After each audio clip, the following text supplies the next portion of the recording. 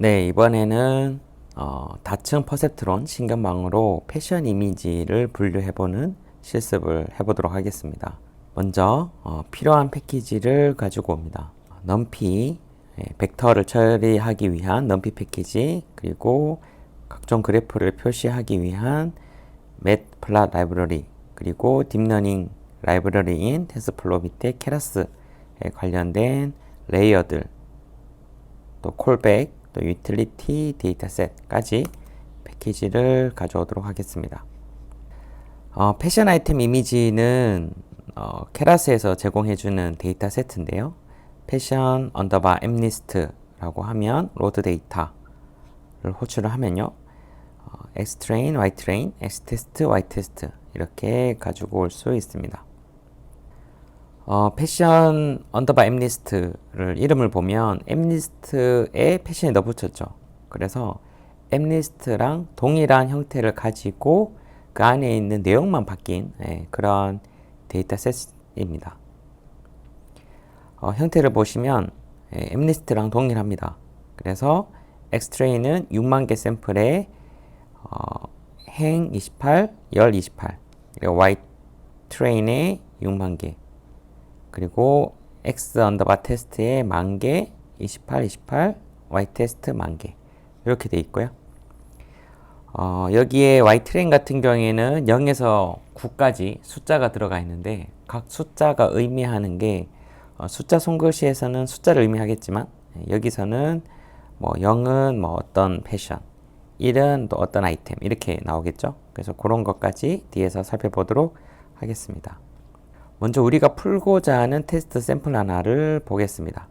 맵플롯, 파이플롯, PLT라고 하고 PLT IMShow에서 X 언더바 테스트의 첫 번째 샘플을 컬러 맵을 그레이로 하겠다 라고 하면 이렇게 그림이 그려집니다. 보면 이제 신발로 이제 볼 수 있겠죠. 우리가 이제 희망하는 게 이걸 보고 신발이라고 얘기할 수 있는 그런 모델을 만드는 거죠. 이게 전통적인 방식으로는 이게 신발인지 옷인지 구분하기 위해서 뭐 형태를 따고 그 형태의 비대칭성을 본다든지 뭐 여러 가지 또 패턴 매칭을 한다든지 그런 일들이 일어났겠죠. 근데 인공지능에 와서는 이제 지도학습으로 이런 컨텐츠가 나왔을 때 라벨이 무엇이야 라고 많은 샘플로 학습시켜서 이제 결과를 얻는 그런 식으로 학습시켜서 추론하는 방식으로 이제 개발을 하게 됩니다. 현재 이제 우리는 Y 테스트의 라벨 값도 이미 가지고 있기 때문에 한번 풀기 전에 이 문제에 대한 답을 알아보도록 하겠습니다. 9가 나옵니다. 9가 이제 어떤 인덱스를 의미하는데요. 그 인덱스는 밑에서 설명드리도록 하겠습니다. 보시면 0은 티셔츠 1, 2, 3, 4, 5, 6, 7, 8, 9까지 이렇게 인덱스가 되어 있고 각 인덱스마다 뭐 티셔츠니 드레스니 코트니 샌들이니 뭐 이런 식으로 백이니 이렇게 표시가 되어 있습니다. 요게 맞게끔 인덱스가 나오겠죠. 그래서 앞에서 말씀드렸다시피 우리는 훌렌셋을 학습하고 시험셋을 추론할 거기 때문에 훌렌스를 한번 표출해 보도록 하겠습니다. 총 100개를 한번 표출해 볼 건데요. 10개의 행과 10개의 열로 피겨 사이즈가 13, 15 세로 좀 긴 거는 라벨을 표시하기 위함이고 뒤에 눈금을 이제 없애도록 했습니다. 그렇게 하고 난 다음에 이제 포문을 돌면서 각 샘플 0에서 99까지 총 100개의 샘플을 컬러 맵 그레이로 표시를 하고요. 그리고 타이틀 라벨 값도 가져오는데 라벨 값을 그냥 뭐 0, 1, 2 이렇게 9에서 9까지 찍으면 우리가 보기에 좀 편치가 않아서 라벨을 변환해서 타이틀을 찍도록 했습니다. 그리고 얘를 쇼를 하면 지금 뭐 부츠다, 뭐 티셔츠다, 뭐 드레스다 이렇게 쭉 보실 수 있죠. 네. 이게 가로가 28, 세로가 28인 픽셀에 이렇게 표시를 할 수가 있습니다. 굉장히 작은 사이즈임에도 불구하고 뭐 이 정도로 표시할 수 있다는 것에 저는 좀 많이 놀랐고요. 저는 이런 패션 아이템 표시하려면 또 더 큰 이미지야 되지 않을까 이렇게 생각을 했었는데 막상 우리가 분류하는 관점에서는 그렇게 고해상도 이미지가 없다 하더라도 이렇게 간단한 이미지로도 우리도 쉽게 이게 뭔지는 알 수 있잖아요. 그래서 우리가 인공지능 모델을 만들 때 이 데이터셋에 적합한 어떤 사이즈나 해상도나 또 컬러나 이런 것들을 고려해 보는 것도 굉장히 중요한 단계인 것 같습니다. 그 다음에 이제 모델을 학습하기 위한 용도로 데이터를 전처리를 하게 될 텐데요. 현재 우리가 샘플 수, 또 행, 열 이렇게 돼 있기 때문에 3차원입니다. 이거를 우리가 다층 퍼셉트론에 입력하기 위해서는 2차원으로 바꿔야 됩니다. 첫 번째 차원이 샘플이고 두 번째가 벡터 수입니다. 그래서 6만 개를 그대로 두고 784개로 바꿨죠. 1차원으로 바꾸고 그 다음에 정교화를 위해서 실수 형태로 바꾸고요. as type 플로트로 하면 정수가 실수로 바뀌고 거기에서 이제 255로 나누면 0은 0.0, 255는 1.0으로 이제 스케일이 변하게 됩니다. 만약에 실수로 안 바꾸고 250로 나누면 정수를 나누게 되면 무조건 0으로 나오기 때문에 이걸 실수로 바꾸는 게 굉장히 중요합니다. 그래서 xtrain에 대해서 바꿨고 xtest에 대해서도 바꿨습니다. 왜냐하면 이걸 우리가 모델을 사용할 때도 똑같은 전처리 방법을 사용해야 모델 추리는 정상적으로 되기 때문에 xtest도 그렇게 바꿨고요. 그리고 ytrain 같은 경우에는 우리가 10개의 클래스를 구분하는 거라 이거를 원핫 인코딩을 통해서 인덱스를 각 클래스에 맞게끔 벡터로 바꿨습니다. 그래서 막 0이다 그러면 1, 0, 0, 0, 0 해서 0이 9개 그리고 1이다 라고 하면 0, 1, 0, 0, 0, 0 이런 식으로 이제 원활 인코딩을 했습니다. 그래야 이제 모델의 출력과 또 실제 정답과 비교할 수 있겠죠. 모델의 출력도 클래스가 10개, 벡터가 10개로 나오기 때문에 그렇게 비교하기 위한 용도로 전처리를 수행했습니다. 그 다음에 이제 모델을 구성을 하는데요. 시퀀셜이라고 하고 모델을 얻고요. 그 시퀀셜을 정의할 때 총 3개의 층으로 넣었습니다. 인풋팀은 28 곱하기 28 그리고 출력은 64개 은익층이라서 액티베이션 펑션 렐루 두 번째 층은 64개 입력해서 32개 출력 액티베이션 펑션은 렐루 마지막 층은 10개의 벡터가 나옵니다. 그래서 0일 확률, 1일 확률, 2일 확률 이런 식으로 총 각각 벡터가 가지는 값은 0에서 1 사이에 실수가 나오고요. 그 합 10개의 총 벡터 합이 또 1이 되게끔 설정이 되도록 액티베이션 펑션을 소프트맥스로 지정합니다. 그럼 우리가 모델의 출력을 보고 어떤 그 10개의 수치 중에 가장 높은 값을 가진 그 인덱스가 이 모델이 분류하는 클래스가 되겠죠. 그런 식으로 하기 위함으로 소프트맥스를 출력으로 만들었고요. 그리고 컴파일을 하는데요. 컴파일은 크게 세 가지를 정의합니다. 로스 펑션, 옵티마이저, 매트릭. 로스 펑션에 우리는 다중 클래스 분류라 카테고리칼 크로스 엔트로피를 지정을 했고 이렇게 되면 이 모델의 출력 10개의 벡터, 소프트맥스로 나오는 10개의 벡터와 실제 원핫 인코딩한 정답값, 라벨값의 벡터를 이제 비교를 하게 됩니다. 옵티마이저는 아담을 썼고 매트릭은 애큐러시를 사용했습니다. 이렇게 정의를 했고 모델의 아키텍처를 그려보면 이렇게 입력층이 있고 입력 784개 입력해서 64개 출력 64개 입력해서 32개 출력 32개 입력해서 10개 출력 이렇게 확인할 수가 있습니다. 그리고 모델을 학습시킬 때 이제 밸리데이션, 스플릿 옵션을 둬가지고 한 20% 정도를 검증을 하도록 지정을 했습니다. 에포크는 100 정도로 해서 충분히 뒀고요. 그리고 오버피팅이 일어나기 전 모델을 저장하기 위해서 콜백 함수를 지정합니다. 그래서 모델을 가장 좋은 성능일 때만 저장하도록 하고 그 성능 모니터링은 밸리데이션 로스를 보도록 해서 체크 포인트를 정의를 해서 이제 콜백 함수로 지정했습니다. 그래서 이걸 학습을 돌려보면요. 총 에포크가 중간에 이제 중단되진 않고 쭉 100까지 이어가고요.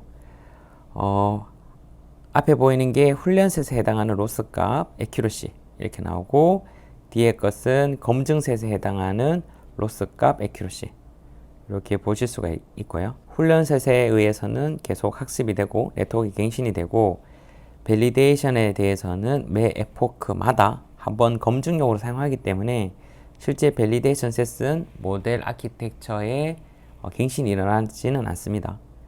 매번 검증용으로만 사용되고요. 그래서 이 로스 값이 45였다가 40, 37에서 점점 떨어지고 있죠. 계속 떨어지고 있으면 이건 언더피팅 상태라고 얘기를 하고 계속 학습을 할 수 있음을 의미합니다. 그래서 학습을 계속 하고 있다가 다시 32까지 떨어졌다가 34. 네. 그럼 이때 오버피팅이 일어났냐? 이렇게 보실 수도 있는데 또 그 다음에 또 32로 떨어졌습니다. 그래서 이게 아주 안정적으로 뭐 줄이거나 다시 늘어나거나 이런 게 아니기 때문에 조금 상황을 지켜보고 어느 정도에서 오버피팅이 일어나는지를 좀 보는 게 중요합니다. 32로 떨어졌다가 다시 또 34로 이렇게 늘어갔네요. 그죠? 그래서 요때 요 시점에서 오버피팅이 일어났고 계속 로스 값이 증가됨을 보실 수가 있습니다. 그럼 우리가 모델을 저장한다는 관점에서는 이 밸리데이션 로스를 보고 가장 최저의 값을 가진 모델이 저장되기 때문에 지금 보시면 0.3211 이게 가장 낮은 값이죠. 실제적으로 파일에 저장되는 모델은 에포크 14 일대의 모델이 저장되어 있다라고 보시면 될 것 같습니다.